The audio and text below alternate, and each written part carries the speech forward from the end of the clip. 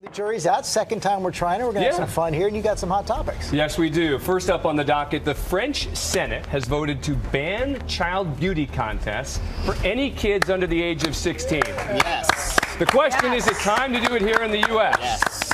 My take, no.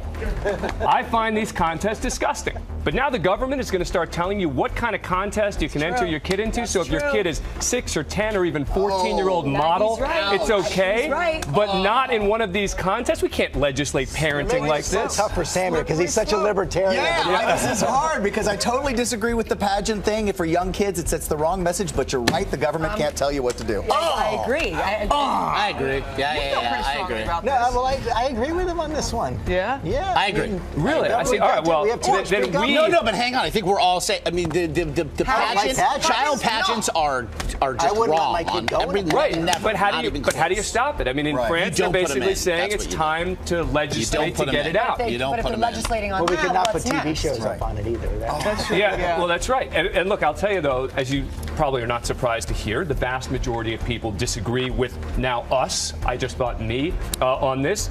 We've got Wagrabanite on Twitter says little girls shouldn't be paraded around like pieces of meat judged on their beauty. We all agree on that. Of course. And then the jury's out poll, GMA poll.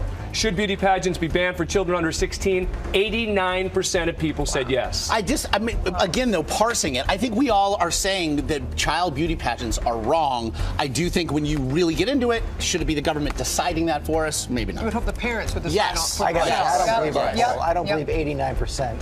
Really? I do. Would actually want the government to step in. I do. I think people hate these things so much. I don't know, George. I agree with you. I think if asked, but do you want the government to make that decision for your family? People would come back and change that number. All right. Next up on the docket. Innocent victims of the war in Syria or the recent terror attack in Nairobi are still often referred to as, quote, women and children.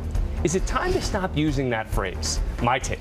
Absolutely. It's a great way to try to tug on our heartstrings, but women are adults like men, and to suggest that they're any more helpless, in my view, is sexist at this point, and in fact, even absurd. I think we've got to ban that phrase altogether. I like innocent victims. I mean, I think that's a better way to be more all-encompassing. I got to say, I didn't know this was a problem, first of all, but I have no problem with it all. Anything that gets people to think outside of themselves, and the minute you start to say, wait a second. But why lump women in? Why? Yeah.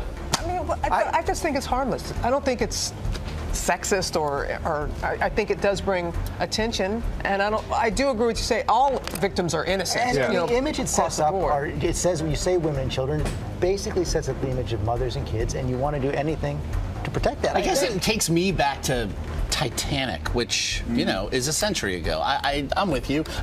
I don't think as a republic, we're going to be wounded if we continue to use it, but I don't think we should. Bernadette on Facebook, pretty soon a sneeze will be offensive. Get over it. Kaya B on Twitter says, when I get equal pay for equal work, you can change the phrase. Deal? I like it. Okay. All right. Wow. Finally up on the docket, the New York Times had a story this weekend titled Step Away from the Phone, all about high-powered people trying to disconnect from their mobile devices with various rules and games. My take. Don't take mine away. Please. I am a mobile device addict, but all of these people bragging about their various cute methods of disconnecting. I ban it from my bedroom. I throw it into a tin when I arrive home. We stack the phones at dinner, and whoever checks it first has to pay. Is it really that hard to just check it when you need to? Hey, when I just took George's, when I just took his. Wow, look at it. Don't take my phone. I know. That's why. It is hard. It is hard. You have to make rules?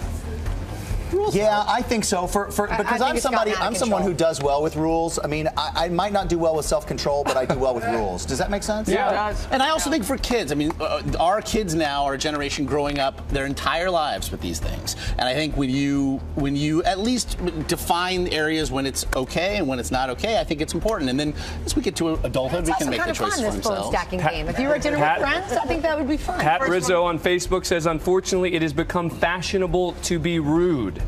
And then In a Body on Twitter says, I make it a rule that on my lunch break, I do not answer my mobile phone. My staff are aware, no longer call me. Well, congratulations to that person that they have the authority to say I'm turning off my phone and don't have to answer any calls. Yeah.